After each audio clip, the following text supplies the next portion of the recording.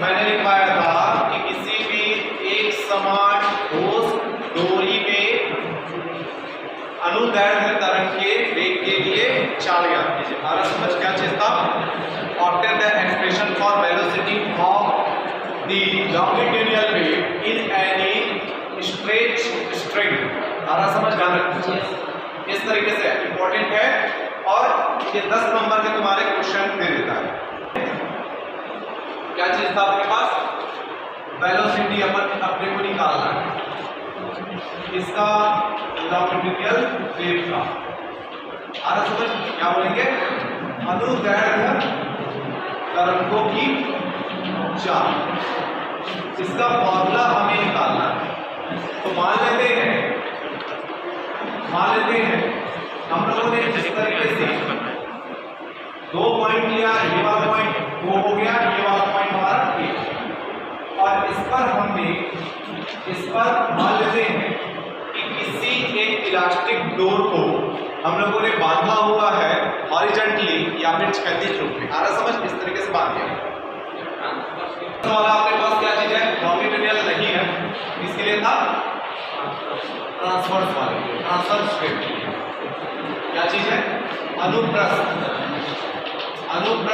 तरंगों के लिए लॉन्गिट्यूडिनल के लिए था, ठीक है, ट्रांसवर्स। मान लेते हैं क्या चीज है? ए और बी पर हमने किसी डोरी को बांधा हुआ है और मान लेते हैं कि हमने इसको इस तरह ऊपर की ओर खींचा, ऐसा पकड़ के, मान लो 2 पॉइंट पर बंधा हुआ है, उसको हम लोगों ने क्या किया है? ऊपर की ओर इस तरीके से खींचा हुआ है। समझ में आया?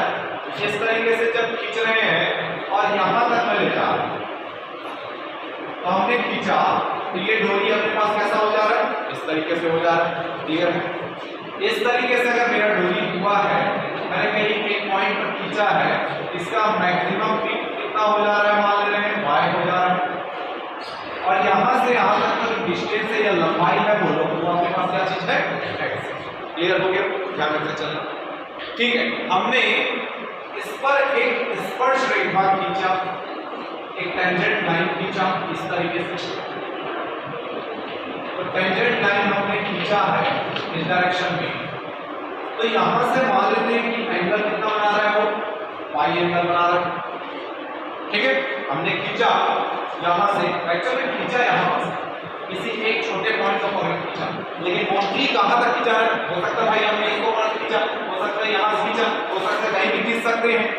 तो कहीं भी खींचेंगे तो मान लेते हैं कि मैंने छोटा सा एक पॉइंट कहीं पर ले लिया, PQ, जिसको हमने बोल दिया ये भी हो गया, ये भी वाला कहीं पर दिया पॉइंट। सारा समझ? इस तरीके से हम लोगों ने लिया। मान लेते हैं कि यहां से जब खींचा गया तो ये एंगल कितना बन रहा है? पाई।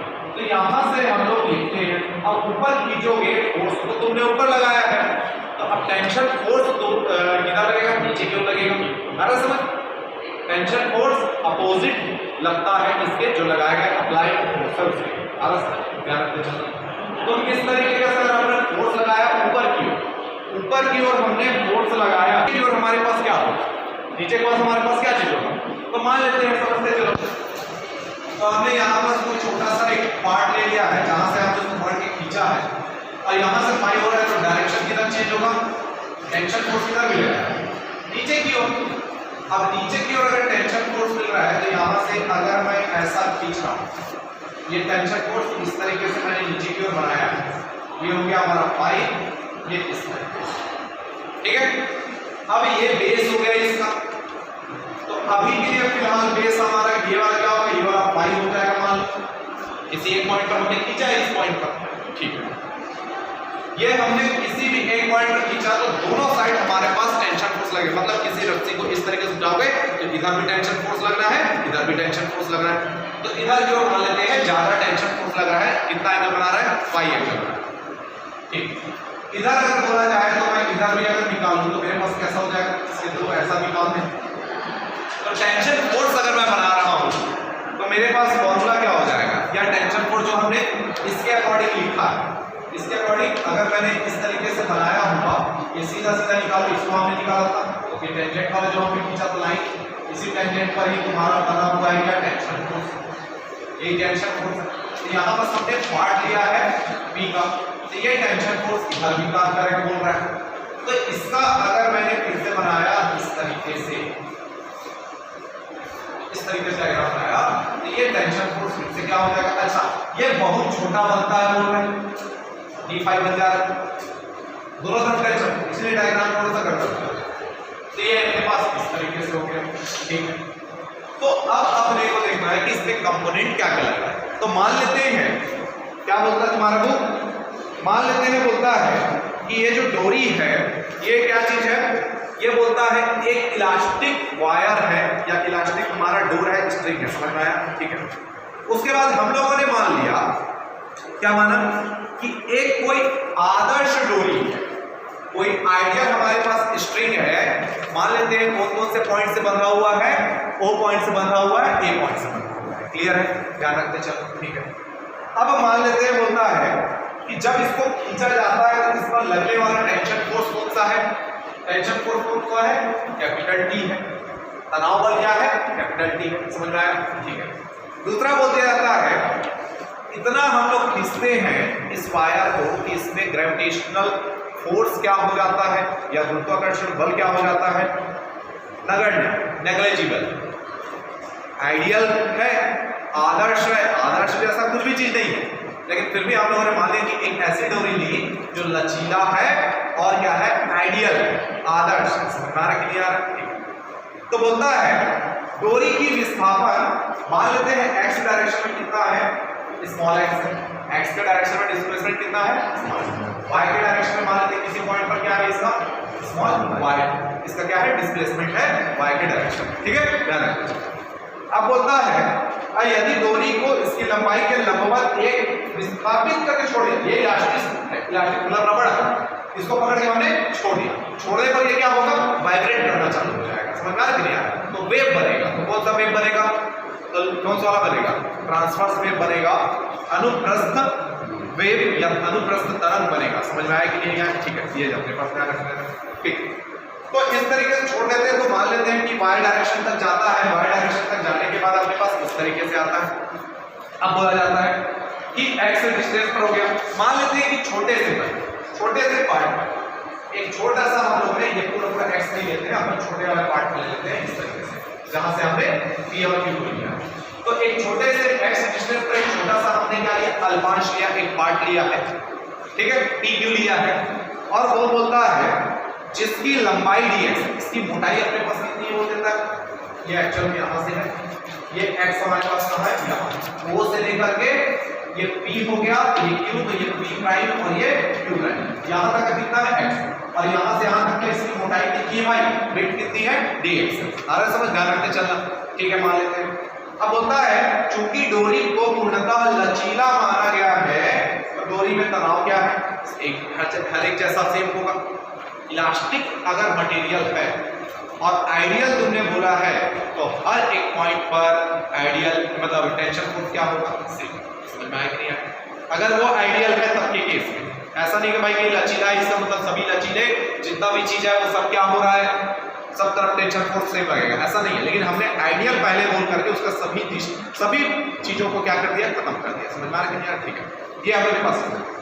अब हमने बोला कि मान लेते हैं बहुत सारा ऐसा पार्टिकल है जिसको हम लोगों ने लिया हुआ है। अच्छा, तो ये टोटल एंगल हमारे पास कितना है? अच्छा, इसको थोड़ा सा सुधारना, ये वाला एंगल हमारे पास कितना बन जा रहा है उसको थोड़ा सा ध्यान देते हैं हम कि एंगल हमारे पास कितना है। तो ये एंगल d फाई का होकर कितना बन रहा है, बोल रहा है ये angle phi minus D phi, कितना कम है, तो फाई माइनस डी फाई कम। ठीक है, मेन डायग्राम ही है, डायग्राम तो समझना मेन है, उसके बाद की बात हम लोग करते हैं। तो चलो ठीक है, अब आते हैं सीधा किस पर, डेरिवेशन। डेरिवेशन हमारा क्या बोलता है, तो दो डायरेक्शन में अपने को लिखना होता है। तो सबसे पहले हम लोग कंपोनेंट देखेंगे, तो कौन कौन सा कंपोनेंट देखेंगे, तो इसको कंपोनेंट निकालते हैं। तो हमको अच्छे से पता है कि अगर मैं जब कंपोनेंट बना रहा हूं तो ये फाई अगर बेस वाला क्या हो जाएगा, cos phi minus D phi, angle कितना है उसका, फाई माइनस डी। ठीक है, माइनस क्यों लिया गया, तो प्लस भी ले सकते थे लेकिन वो छोटा है, कितना छोटा है, फाई माइनस डी फाई। और ऊपर अगर मैंने लिया तो क्या लिखाएगा, साइन फाई माइनस, नीचे की ओर ये क्या होगा, ये बेस बना रहा है तो ये अपने पास क्या हो जाएगा, cos फाई, और नीचे की ओर क्या आएगा, साइन। तो यहां पर क्या चीज अपर फोर्स निकालते हैं, किस डायरेक्शन की बात कर रहे हैं तो एक्स डायरेक्शन। दो डायरेक्शन में फोर्स लग रहा है, एक एक्स के लिए लग रहा है एक्स डायरेक्शन में और एक लग रहा है वाई डायरेक्शन में। तो सबसे पहले हम कौन से डायरेक्शन में बनाएंगे, एक्स डायरेक्शन। तो क्या बोलेंगे, टेंशन फोर्स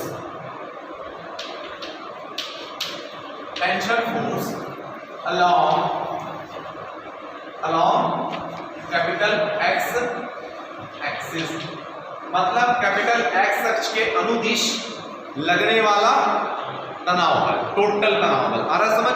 तो टोटल तनाव बल हम लोग किस तरीके से लिखते हैं उस पे आते हैं।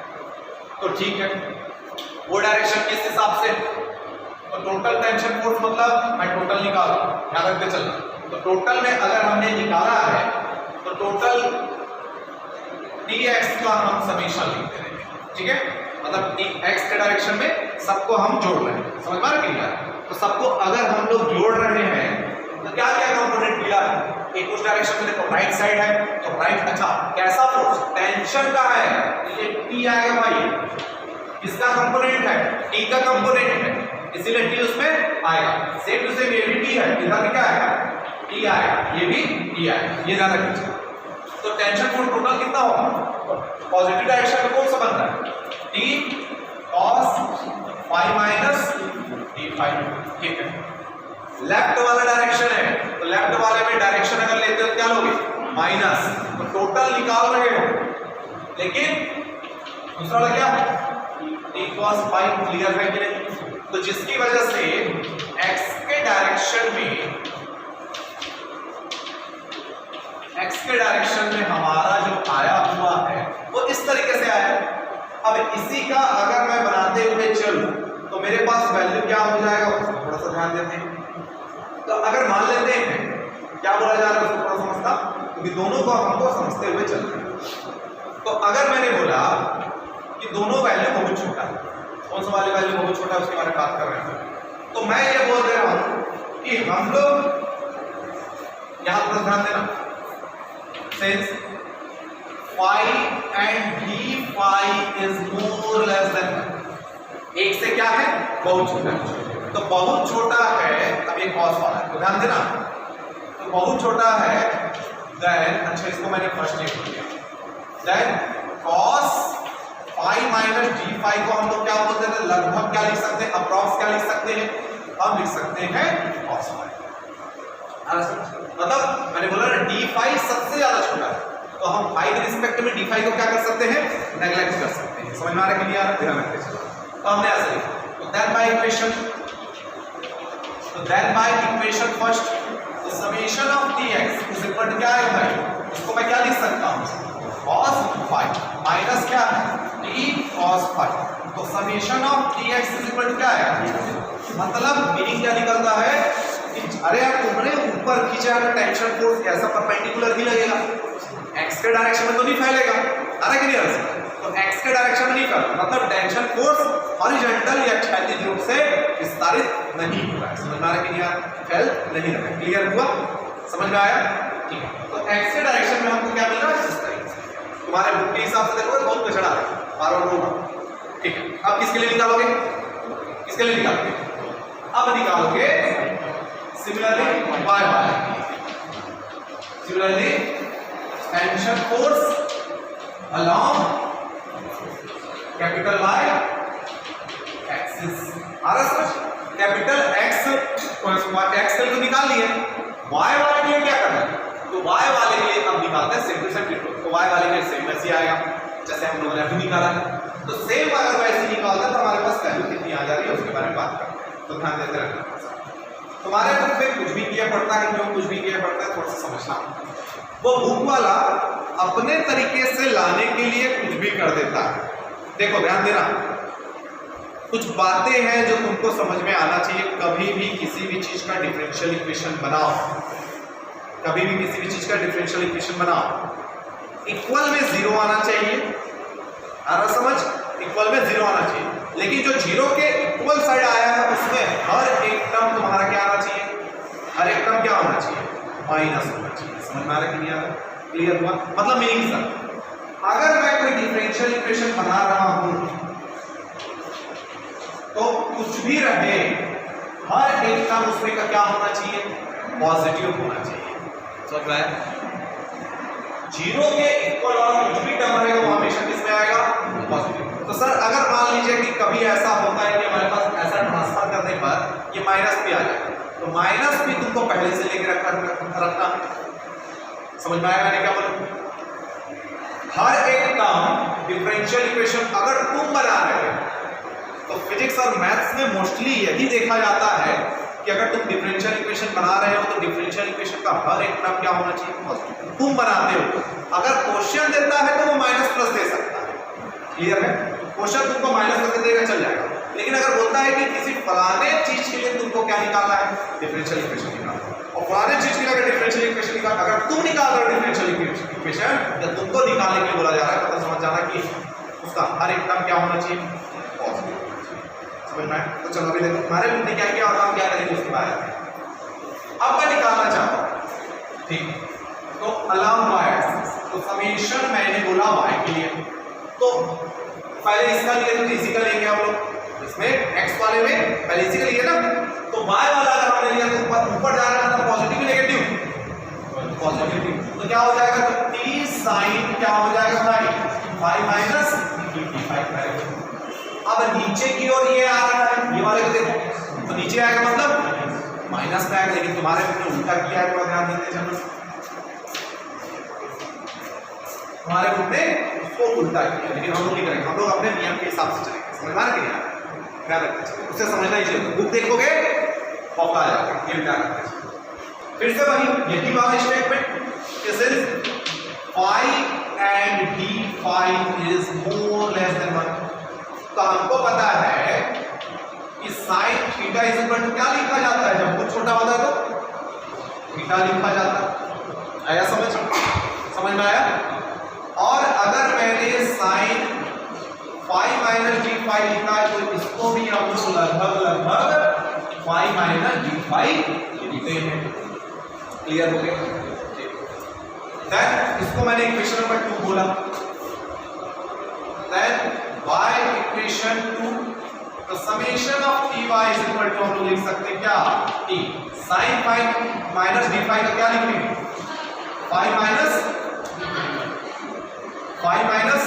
डी, तो फाई माइनस अगर मैंने डी फाई लिखा हुआ है तो हम लोग के पास ये कितना हो गया, t sin फाई कैसे आया माइनस, और ये कितना हो जाएगा t फाई, तो हमारे पास समेशन t y इक्वल कितना आ गया माइनस, तो t phi minus t phi, और ये अपने पास माइनस कितना हो गया t। अब प्रॉब्लम यहां ये हो जा रहा है, देखो t d फाई ये कैंसिल आउट, तो समेशन t y इक्वल कितना है माइनस t d फाई। ये बहुत अच्छी चीज है कि अगर तुमने निकाला है उसमें माइनस आ जा रहा है, ठीक है। चलो अब निकालते हैं क्या, दोनों डायरेक्शन, ये हो गया इस तरीके से। अब टोटल वैल्यू निकाला है, मेरे पास आया है माइनस टी डी। अब थोड़ा चीजें समझना जो मैं समझाना चाहता हूँ, क्या चीज मैं समझा रहा हूँ, क्या चीज तुम्हारे पास बन रहा है, उसको थोड़ा समझते चलना। दो तरीके से तुम्हारे बुक ने इसको दिया हुआ है, तुमको समझना है कि हमारे पास वैल्यू क्या है। चलो ठीक, ये हो गया, क्लियर है? इसको सॉल्व करते हैं, summation T Y is equal कितना, चलो टोटल निकाल लेते हैं।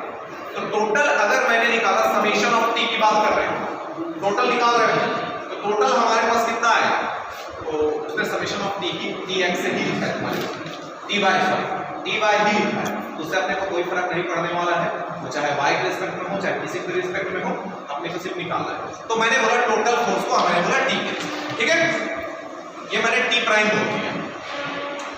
अब ये आएगा समेशन टी एक्स प्लस कितना हो जाएगा समेशन टी वाई, तो t prime is equal to इसकी वैल्यू कितनी आई थी 0, और इसकी वैल्यू कितनी आई माइनस टी डी फाई, तो t prime is equal to आ गया माइनस टी डी फाई, ठीक, तो t prime is equal to minus t और डी फाई। अब हमने डायग्राम बनाया यहाँ फाई, और यहाँ से अगर मैं इसको त्रिभुज मान लूँ, इस तरीके को त्रिभुज मान लूँ, ऐसा आ रहा समझ, तो ये फाई किसके बराबर हो जाएगा, तो tan थीटा के बराबर होता है, अपने पता है। ये झुकाव है ना, ये स्लोप है ना, और स्लोप को क्या क्या लिखते हो, theta is equal to B tan theta लिखते हैं कि नहीं, tan theta equal to m, ये भी लिखा जाता है, और क्या लिखा जाता है y2 minus y1 x2 x2 minus x1 is equal to m भी लिखा जाता है और इसी tan को क्या लिखा जाता है dy अपॉन dx भी लिखा जाता है। क्लियर है, समझ में आया? ठीक, तो यहां से मेरे पास d फाई एंगल है। अब बोल रहा है कि फाई छोटा है, तो हम लोग देखो 12th में क्या स्टार्ट किया था, अल्फा बीटा वाला ऑप्टिक्स वाला स्टार्ट किए थे ना, जिसमें हम लोग टेलीस्कोप वाला, जिसमें क्या बोलते हैं कि अल्फा और बीटा की वैल्यू बहुत छोटी है, हम लोग क्या लिखते थे alpha is equal to tan alpha लिखते थे, beta is equal to tan beta लिखते थे। आ रहा समझ? तो वैसे ही बोला जा रहा है कि थीटा बहुत छोटा है, तो हम लोग थीटा को क्या लिख सकते हैं, सॉरी फाई को क्या लिख सकते हैं tan। आया समझ? लेकिन हमने क्या बोला कि tan फाई बराबर क्या हो जाता है, tan theta is equal to क्या हो जाता है, तो वहां थीटा था, यहां फाई है, क्या हो जाएगा dy अपॉन dx।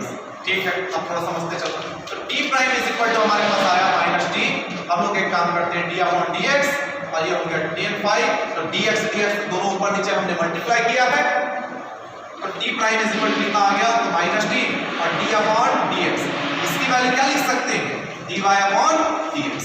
तो हमारे पास t प्राइम की वैल्यू कितनी आ गई minus t d2y upon dx2 into dx। तो टोटल लगने वाला टेंशन फोर्स किस में आया, क्लियर है ये वाला, समझ में आया? कि उस डोरी की एकांक लंबाई का द्रव्यमान कितना है, स्मॉल है, एकांक लंबाई की बात की है, ठीक है। एकांक लंबाई का जो द्रव्यमान है वो कितना है m, स्मॉल m। तो अल्पांश का द्रव्यमान कितना, m into dx। समझ? छोटे वाले का पर यूनिट तुम्हारा जो है, इस छोटे वाले की बात चल रही है, छोटे वाले के लिए जो मास हमने लिया था वो कितना है m पर यूनिट मास, तो उस लंबाई पर्टिकुलर dx लंबाई के लिए मास कितना होगा, ये समझ में आया कि नहीं आया? ठीक, अब चलो देखो न्यूटोनियन फोर्स,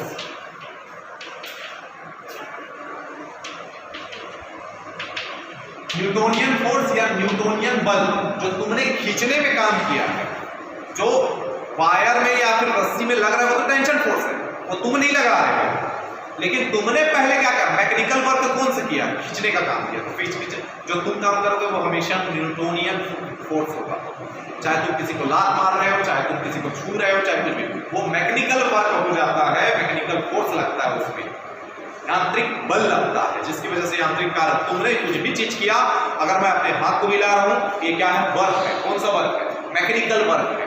आया समझ? मैकेनिकल वर्क हो जाता है, यांत्रिक कार्य हो जाता है, मतलब यांत्रिक बल लग रहा है।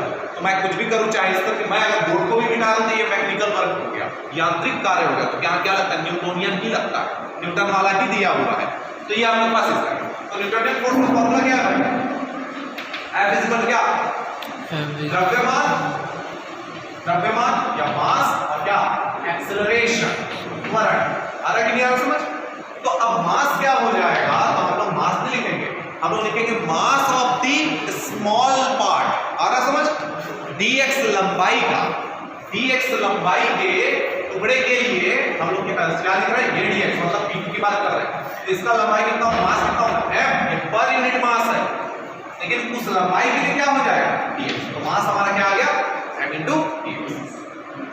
एक्सेलरेशन क्या होगा, एक्सेलरेशन हमारा क्या होगा, अरे एक्सेलरेशन किधर उठाया तुमने, इस तरीके से उठाकर छोड़ा, एक्सेलरेशन कहां कर, ऊपर की ओर कर, समझ में आ रहा है? तो एक्सेलरेशन चाहे ऐसा करे, चाहे इस तरीके से करेगा, ट्रांसवर्स वेव तो ऐसा नहीं पैदा होगा, वो किधर पैदा होगा, एक्स एक्सिस पे पैदा होगा। समझ में आ रहा है कि नहीं आ रहा है? जिसकी वजह से ये एक्सेलरेशन कैसा हो जाएगा, समझ में आया? क्लियर? d2y अपॉन dt2 समझ में आया? तो इसको मैंने इक्वेशन नंबर कितना माना, 3, इसको मैंने इक्वेशन नंबर कितना माना, 4। तो देखो ये भी फोर्स है, चाहे वो टेंशन फोर्स ही क्यों ना हो, फोर्स है, डायमेंशन सेम है, वो भी फोर्स है। तो देन इन इक्विलिब्रियम कंडीशन बोलो, साम्यावस्था की स्थिति बोलो, या दोनों force right hand side equal है, डायमेंशन सेम है, वो भी फोर्स है, वो भी फोर्स है, कंपेयर होगा, क्या बोलेंगे, बाय इक्वेशन 3 एंड 4। तो दोनों कंपेयर करेंगे क्या हो जाएगा, तो m dx इनटू हो जाएगा d2y upon dt2 is equal कितना भाई माइनस dt2y और dx2, और साथ में पूछे क्या, हाँ dx। तो dx और ये dx खत्म हो गया रे भाई, तो यहां से हमारे पास m और क्या बचा, m इंटू कितना हुआ d2y upon dt2 is equal to अपने पास कितना minus t d2y upon dx2। ठीक है, अगर मैंने इसको ट्रांसफर किया तो मेरे पास कैसा निकल रहा है वो थोड़ा सा समझ जाते हैं। ये x वाला आया हुआ है हम लोग के पास, ये वाला आया तो मैं इसको लिखूंगा d2y upon dt2 is equal to minus t upon m d2y upon dx2। या इन न्यूमेरिकली अगर हम लोग बात करते हैं, न्यूमेरिकली अगर हम लोग बात करते हैं तो हम लोग एक काम कर देते हैं, इसमें माइनस को हम लोग हटा देते हैं, तो माइनस को हमने हटा दिया। तो ये जो इक्वेशन आया है, ये इक्वेशन मैंने बोला 5। ठीक है, ये इक्वेशन मैंने बोल दिया है 5। अब इसको मैं मिटा रहा हूं थोड़ा सा, इक्वेशन का फॉर्म है, equation 5 is form of equation of wave या वेव इक्वेशन, तरंग समीकरण। कैसा दिखता है समीकरण, तरंग समीकरण del 2y upon del t2 is equal to v square del 2y upon del x2। यही तरंग समीकरण है, कल आप लोगों ने देखा था। तो जब तक तुम तरंग समीकरण या वेव इक्वेशन नहीं पढ़ोगे तब तक तुमको ये क्लियर नहीं होने वाला है। तो यहां से कंपेयर करो, ये हो गया इक्वेशन 6, तो कंपेयर करो तो then by equation 5 and 6 compare करो तो ये तो सेम है। तो 20 करके देखो क्या दिखता है, 20 करके देखा क्या दिखा, t अपॉन m। आया समझ? तो t अपॉन m दिखा है तो v की वैल्यू कितनी हो जाएगी, root over t by m। तो हमने माइनस को हटाया था और यही तुम्हारा क्या चीज है, आंसर। यही तुम्हारा वेलोसिटी, इसका ट्रांसवर्स में। क्लियर है? डायमेंशन वही होगा जो इसका डायमेंशन है और जो इसका डायमेंशन वही होगा जो इसका डायमेंशन